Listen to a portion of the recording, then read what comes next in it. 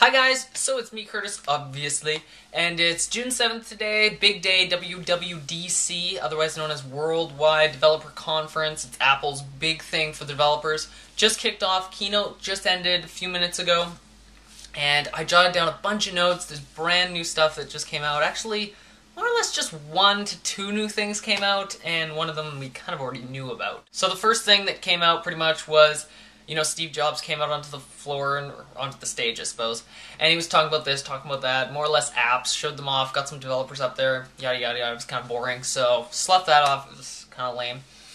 Second thing, of course, was iPhone 4. That's what it's called now. Not the iPhone HD or anything like that. It's iPhone 4 now. It's the one that Gizmodo had found. They actually got it right. That is the new prototype, so that's it. iPhone 4. I foresee a future of a very bleak naming system for iPhones. iPhone 5, iPhone 6, iPhone 7, iPhone 8, 10, whatever.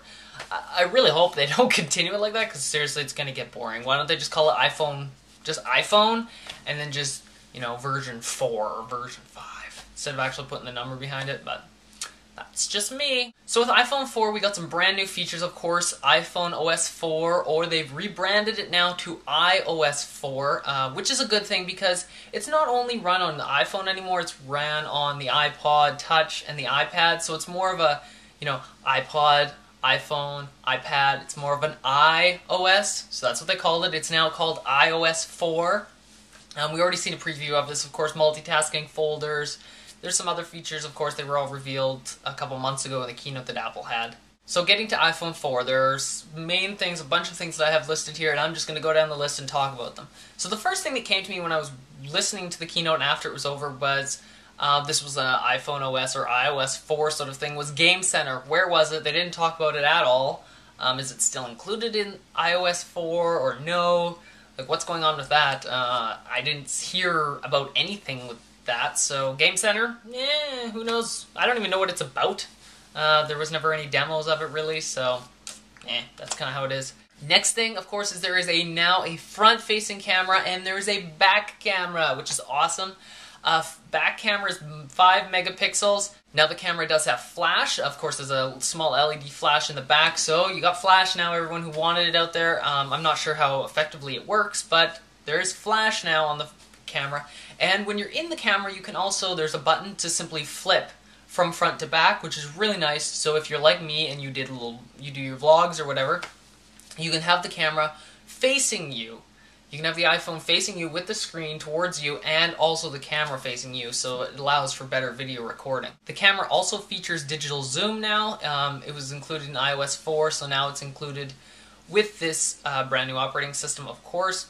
Also, there's a new higher density display. It's up to 4 times more dense than the 3GS. They have a name for it. I don't have it written down, but some sort of fancy name. They just couldn't call it a high definition display. They had to call it some other thing.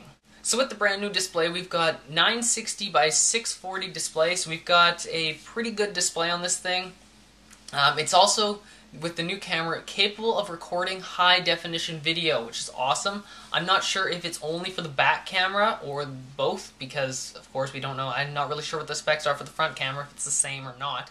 But if it is the same, then high-def recording on the front and the back, which is amazing.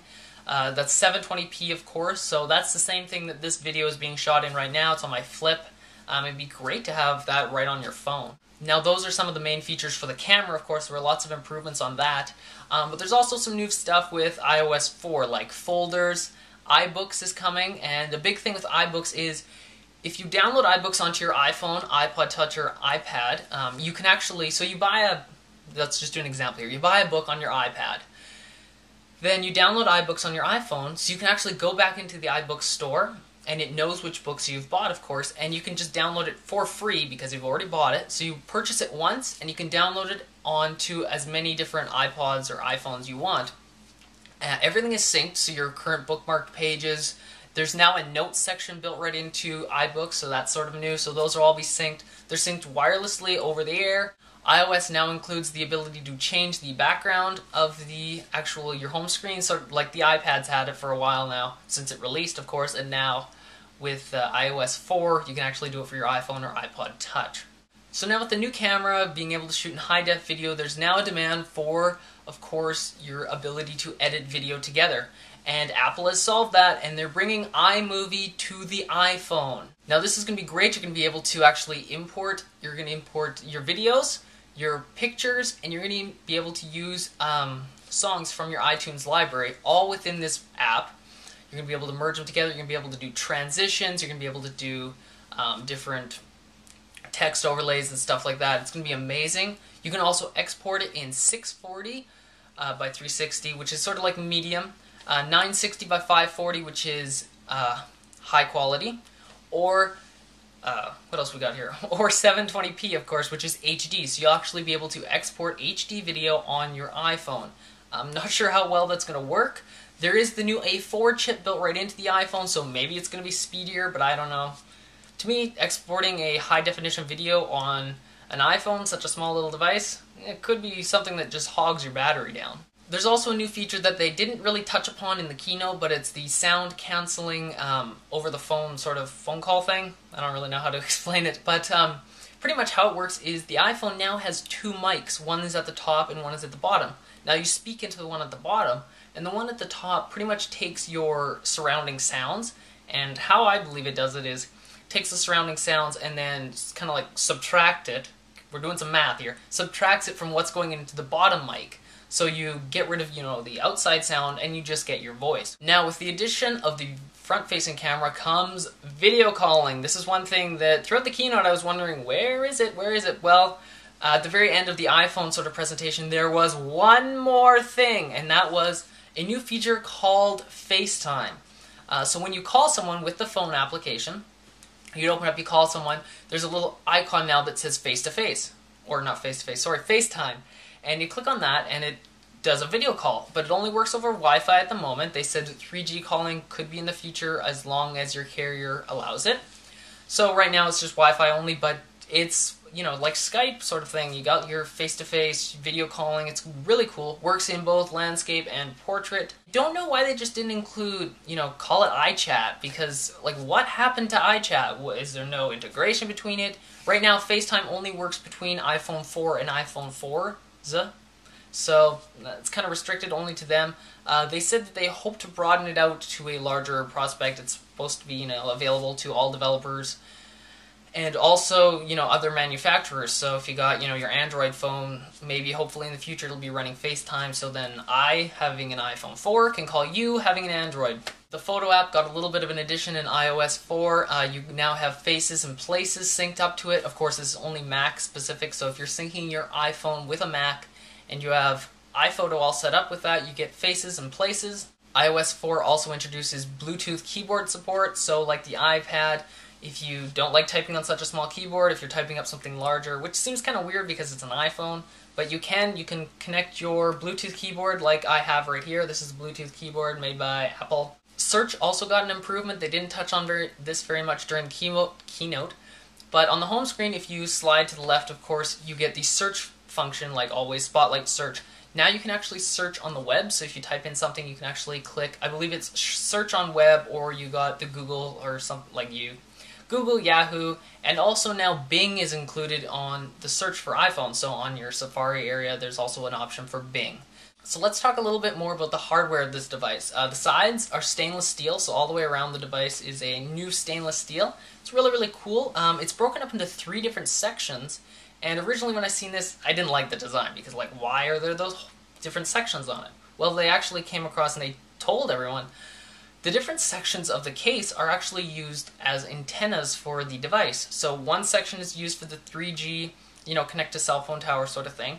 Another one is Wi-Fi and Bluetooth and some other technologies. Front and the back are made of glass. Of course, the front was always made of glass, but now the back is as well. They're made of the same glass. Built inside of this iPhone, of course, I think I touched on a little bit before, is the new A4 chip. It's used in the iPad. It's a very snappy processor, as I've used the iPad in the past, and it works just amazing, so I can only imagine how it works on such a small little device. Also, a gyroscope has been added, so they say that there's now even more different actions that you can do, and the gyroscope is probably going to bring about some really cool games. Now with the 3G, the 3GS, and now the iPhone 4, they're all the same. They all have the black option and the white option. Of course, with the iPhone 4, the only thing that's black is the screen in the back, the pieces of glass. So that's what's white now.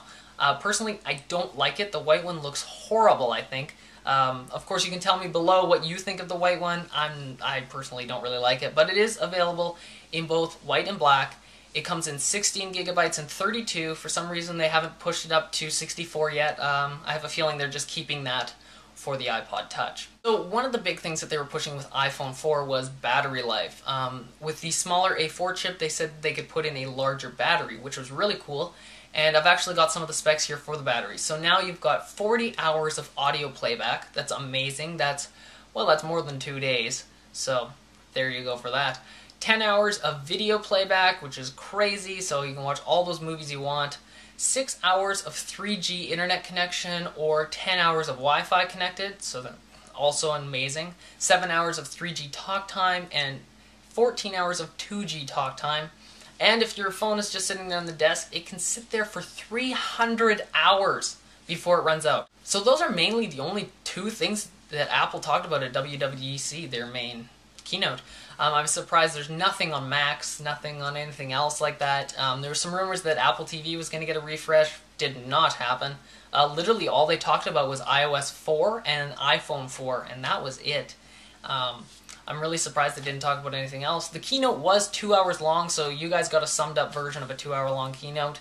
I watched it online. Didn't really watch it. Watched some streams from other blog sites, but this is what you get. Of course, all the information is available on Apple's website. There's a link below to all the other information, also all of my other videos. You can also check out my website, link below, for more pictures, videos, thoughts, and other things like that, guys. So if you're interested, go check it out on Apple's website. Of course, if you haven't already, subscribe, click the button above, like this video, thumb it up, because you love the iPhone and you love everything Apple, or, you know, whatever else. So guys, that's really all I have to say to you today. I'm out. See you guys later.